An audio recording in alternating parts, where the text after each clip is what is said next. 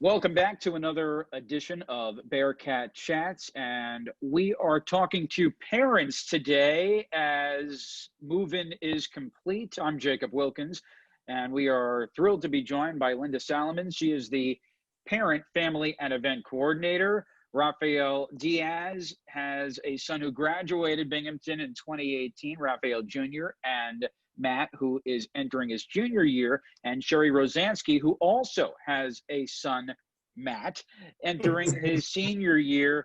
Hi, everyone. Thanks so much for joining me. Hello, Jacob. Thank you. Hello. Great to be Linda. with you today. Yeah, Linda, let's start with you. And you've been working furiously to get ready for the move-in, to complete the move-in. Now that it's complete and classes are started, what are the things you're hearing from parents? What's sort of been your takeaway as we get the semester going?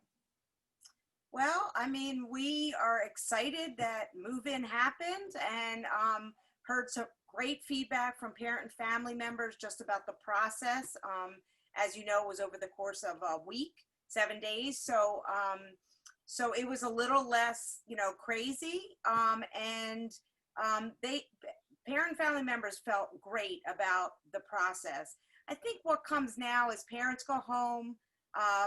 Parents were sad having to leave their students here at Binghamton, especially this year being so different. These are also these first year students are also the ones that didn't get the perfect graduation that they even wanted from high school. So there's a little bit of obviously sadness. I think parents are also really excited. What I've been hearing from parents mostly is they just want to make sure their student is connected to activities. Some ask, how do they meet other students? What kinds of things can get involved in? And there's even some questions right now just because classes did recently start. So there's some classes about, professors or how classes are being taught. Just hearing from they like to talk a lot with each other on parent Facebook pages to get information. So I chime in, I send them to appropriate websites, and sometimes it's just the transition. It's a little bit hard right now after dropping their students off, especially for our first year families. You bring up a good point, Linda, because of the spring, it is sort of a double whammy in that these parents went through the whole experience in the spring with the unorthodox high school graduation. Rafael, for you and your younger son, Matt, he obviously had his spring semester disrupted. What have the conversations been like between you and your family, or the two of you, over the course of the summer getting ready for his junior year? I think most of the discussion has been focused around the uncertainty regarding this pandemic, just exactly, how to get a total grasp of how things are evolving every single day. So just having that uncertainty that's there, it brings about anxiety for the younger folks, and it doesn't allow them to actually, really enjoy the way college is supposed to be enjoyed. You do send them there for their schooling, but they also interact and socially interact with their peers and classmates and roommates and stuff like that. So that particular piece of it has become one of the major issues, just that uncertainty, the anxiety behind it, and just having them understand that, it's a total different world in the way you interact now. It's not those crowded bars or crowded classrooms or crowded gyms. It's something that's totally different, and you have to adjust your lifestyles around that and just make the best of it as much as possible, so you're not overwhelming, mentally and physically with all these uncertain questions behind them. I do want to share that the joy of leaving my office today around 4:30, 5 o'clock and seeing on our Peace Quad a huge group of students in a big circle, sitting on the grass, they had their masks on, but there is we are still seeing that on the college campus. We're still seeing students hanging out together. We're seeing them interact with one another. We're seeing them throwing frisbees and things like that. So I just want to assure, our parents and families that those things are still happening. Obviously, it's in a whole different way. Sherri, every parent is concerned, is my child safe? Pre-pandemic, and obviously that awareness has been heightened. What gives you reassurance as you send your son back for his senior year? Well, Matt's a senior, and he had to come home early from his semester abroad because of the pandemic. So, and it was a real nail biter trying to get him out of a foreign country and home before the borders were closed. So we went through a lot of worry last spring, and the fact also that he would stay healthy while he was there as the pandemic kept creeping forward. I think with Binghamton, there's a real sense of trust that we felt from the moment we dropped him off as a freshman throughout, all the semesters he's been there. He's had a wonderful, enriching experience. He's been safe and healthy and made good friends and made connections with professors. And I thought that throughout the summer, Binghamton did an excellent job in communicating to parents, coming up with a really detailed plan, going forward with the plan. There were lots of different iterations, and I think the final one, they're doing as much as can possibly be done. I mean, I still feel every day you're waiting for the phone call or the email that something might change, because it's a lot of people who are still interacting.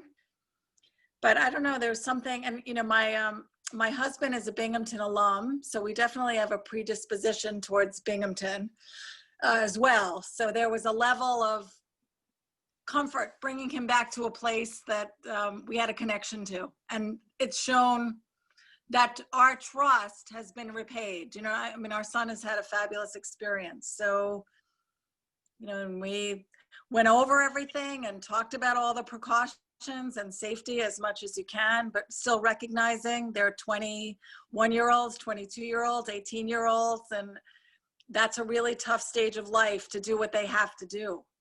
Rafael, you're nodding your head. Communication is always a funny discussion that's unique to each family. Is, hey, can I call? No, you're bothering me, but actually, no, you're not calling enough. Well, how do you sort of manage that dynamic? Yeah, I guess it is a tricky and slippery slope there. Just making sure that you're communicating enough with them, but not becoming too overburdened and overbearing and making them not enjoy the experience. So it's a give and take. You still do as much as possible, and whenever I guess you feel that they just need a little bit of space, you say, okay, I'll give you a call later, or whatever it may be. But you definitely have to have the communication. Just make sure that they are aware that you're there for them, to give them support when needed. Don't think that you're going to ride this pandemic out on your own. Just because you're not in the same household, you still have a support of your family at home that you could call whenever you want, and just make sure that communication channel is never broken. So it can become tricky, but for the most part, you still want to make sure that they're aware that you have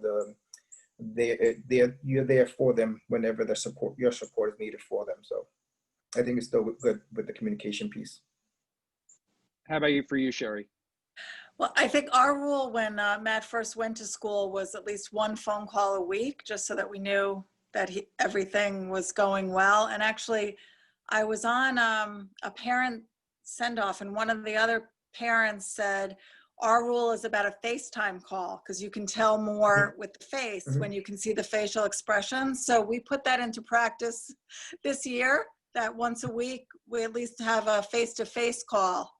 And that seems to be working really well. And I just think that a lot of the kids, they do texting, it's part of their everyday MO, they text.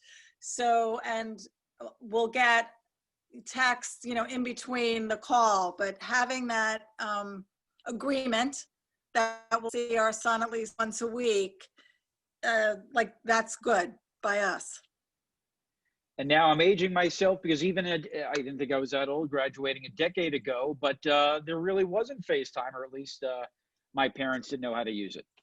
Always fun to throw them under the bus when they can't respond. You know, I want to throw in there real quick, Jacob. You know, we talk a lot about how convenient it is, you know, for parents and families to communicate with their kids, and that's a real positive for many families. But it also can flip because, you know, in many cases, your student may contact you anytime they're worried about something, or anytime there's a concern, or anytime they're in a crisis, which to them may be a crisis.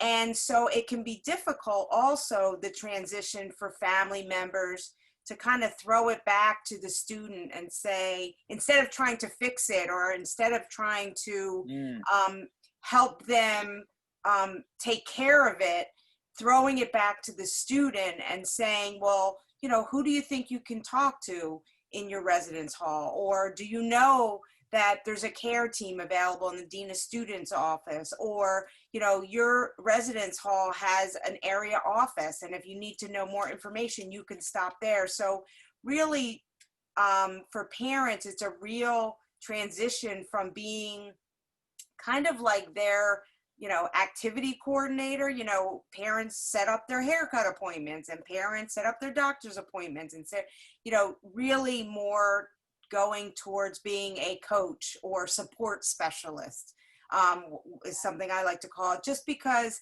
that role starts to transition. It's hard for parents to let go, but at the same time, they want to advocate and push their students to start helping themselves. And Sherri, I'm just impressed, you know, Linda putting together this parent community. What are your conversations like with other parents on, you know, all sorts of topics? I think they're really interesting. You learn a lot.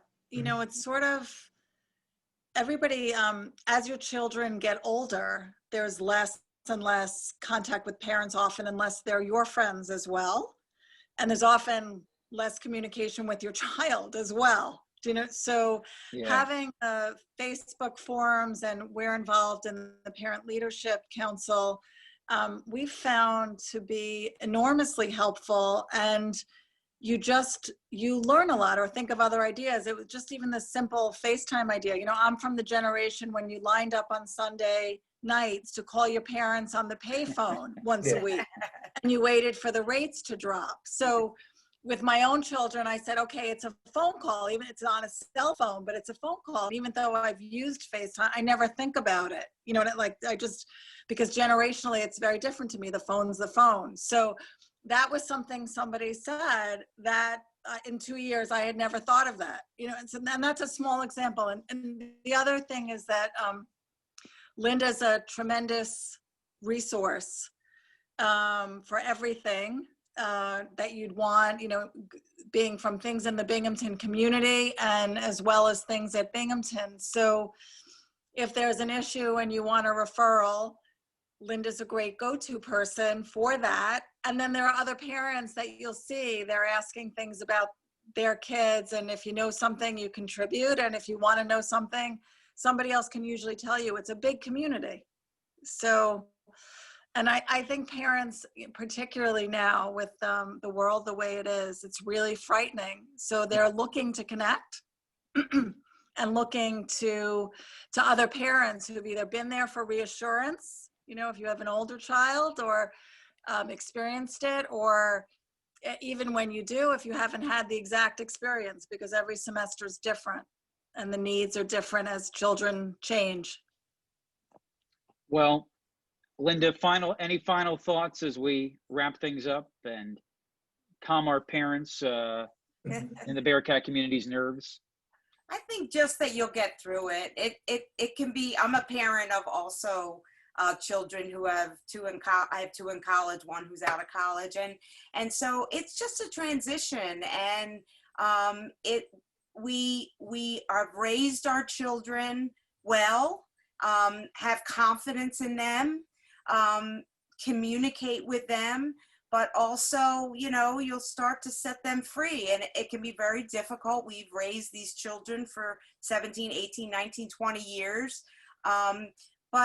But it will be okay. I guess that's the one thing. It will be okay. And reach out to other parent and family members and connect with Binghamton, the Binghamton community, because it really does offer a lot of support, and it also eases some anxiety just to have that connection with our Binghamton family. Well, great to talk with all three of you. Of course, for both Matts, wishes for a great semester. Linda Salomons, Rafael Diaz, and Sherri Rozansky, thank you so much. Great. Thank you, Jacob. you. Thank you.